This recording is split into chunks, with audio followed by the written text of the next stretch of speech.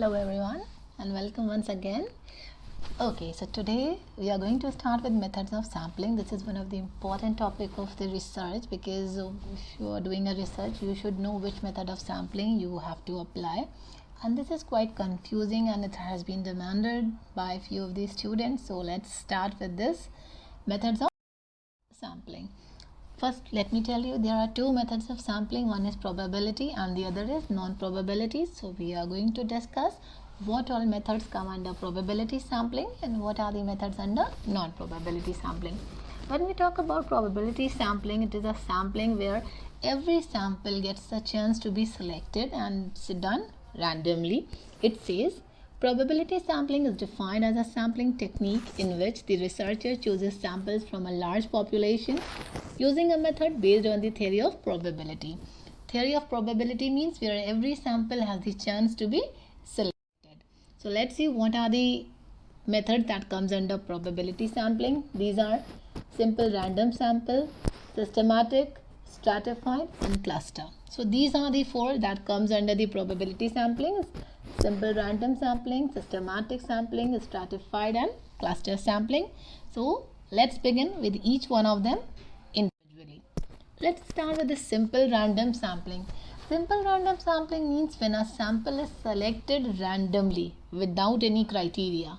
Means when suppose 10 samples have to be selected. So what happened? They were selected and 100 samples were there. So they were selected randomly without any specific criteria. So it says in this case each individual is chosen entirely by chance and each member of the population has an equal chance or probability of being selected. Means everyone has got an equal chance. Those 10 can be any. One way of obtaining a random sample is to give each individual in a population a number and then use a table of random numbers to decide which individuals to include. That's what I tell you, that out of the total lot it is selected randomly and each of the individuals holds an equal chance to be selected. So this is the first type. Then it's a systematic. In systematic sampling there is a system that to be followed. For example, there are 100 samples in total and out of which it is decided that every 10th sample will be selected. So 1, 2, 3, 4, 5, 6, 7, 10th selected and then it will again start from 1 and then the 10th will be selected. So here there is a criteria, there is a condition which is to be followed. So individuals are selected at regular intervals from the sampling frame. The intervals are chosen to ensure an adequate sample size. If you need a sample size from a population of size X, you should select every X exponent individual for the sample. Means a trend, a pattern has to be followed. Next is a stratified sampling. In a stratified sampling, stratified has been derived from the word strata. Suppose the 100 samples are there and these 100 samples are divided into 10 groups. 10 groups each consisting of 10 members. So now in stratified sampling what happens? One representation from each of the sample will be selected. Means 10 groups are there, 1, 2, 3, 4, 5, 6, 7, 8, 9, 10. So sample will be selected, one sample will be selected from each group. So it says in this method the population is first divided into subgroups or strata which all share a similar characteristic. It is used when we might reasonably expect the measurement of interest to vary between the different subgroups and we want to ensure representation from all the subgroups.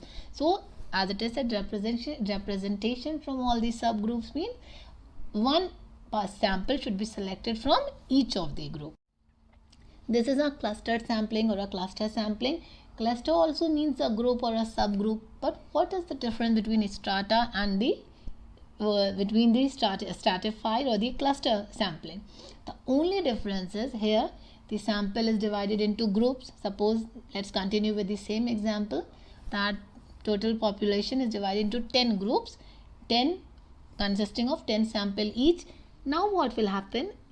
In a stratified, a representation from each of the sample is collected. Now instead of selection from each of the sample or each of the group, entire one group is selected as a sample. Means suppose 10 groups are there, 1, 2, 3, 4, 5, 6 till 10. Now any of the sample will be selected as a sample for the research. It can be 1, 2, 3, any. And when it's like selection one of the sample from each group, it's a stratified sampling. So these are the 4 categories: simple random sampling, stratified, systematic and cluster. All this comes under your probability. This is one of the important questions that has been coming to the NET examination or the PhD entrances, and it is quite confusing. So you need to clear your doubt. Okay, so these are the odd that come under probability. Now coming to next topic, which is non-probability sampling. Here the selection is based on the judgment. Here there is no probability. This is a non-probability sampling. So non-probability sampling is defined as a sampling technique in which the researcher selects sample based on the subjective judgment of the researcher rather than random selection. The probability was based on the probability where every you can say sample has the chance to be selected. Here it is based on the judgment of the researcher. He decides that which sample he has to use or he has to select for the research. Now let's find out what all samples methods come under the methods come under non-probability sampling. It also has 4 types: convenience, purposive, snowball or quota sampling. So now let's deal with each one of them. Purposive is also known as judgmental. So the first, let's begin with the convenience sampling. By convenience sampling it means that researcher has the convenience to decide as and when he has to select the sample. So it says convenience sampling is perhaps the easiest method of sampling because participants are selected based on availability and willingness to take part. Useful results can be obtained, but the results are prone to significant bias. Means the selection is done on the basis of the availability and the willingness of the candidate, and researcher manages the thing accordingly. So that's why it is a convenience sampling. Then comes the judgment or purposive sampling. It is also known as selective or subjective sampling. This technique relies on the judgment of the researcher when choosing who to ask to participate. Means this is the choice of the researcher. Suppose he has 10 samples present there, and out of that he decides that whom he wants to continue his research or the sampling method. He wants to use that particular sample in his research. So it is completely the decision of the researcher. Researcher may implicitly thus choose a representative sample to suit their needs or specifically approach individuals with certain characteristics. Means he has a purpose. He is particularly targeting, his research is all about fashion, so he needs someone who had good interest or taste of fashion. So out of all the samples he just considers 2 of the person, whosoever he believes that have good knowledge or who is the complete representation of the entire sampling size. So this is the judgment or purpose sampling. Next comes the snowball sampling. Snowball sampling is used when the gathering information about a topic or about the you can say the research is difficult.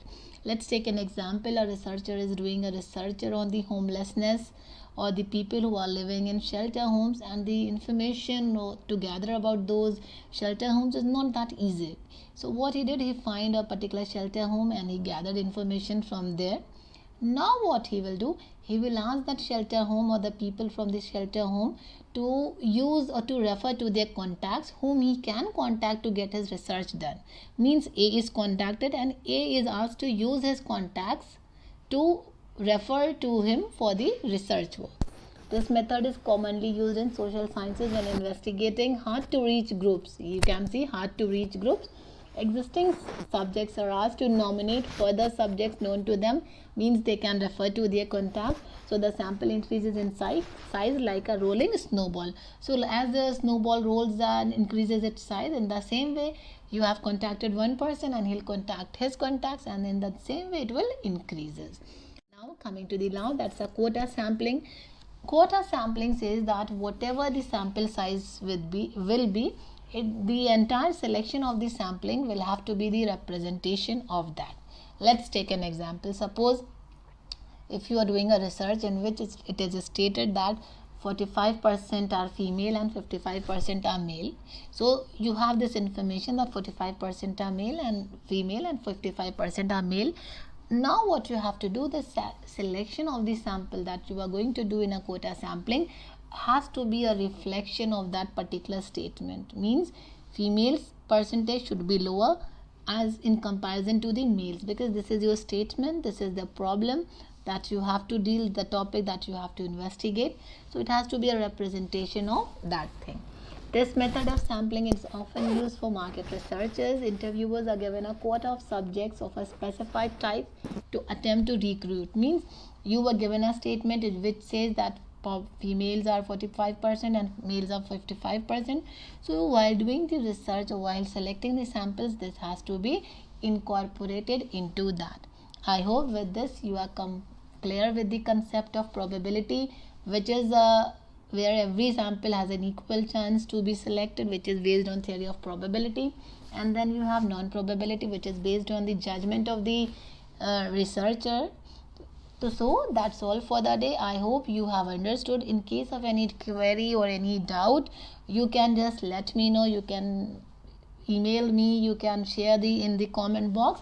Anyway, you can let me know so that I can help you out. So that's all for the day from my side. I hope this video is going to be of great help to the researchers out there and the upcoming researchers. So stay tuned, keep learning, keep smiling. May God bless you all. Thank you everyone.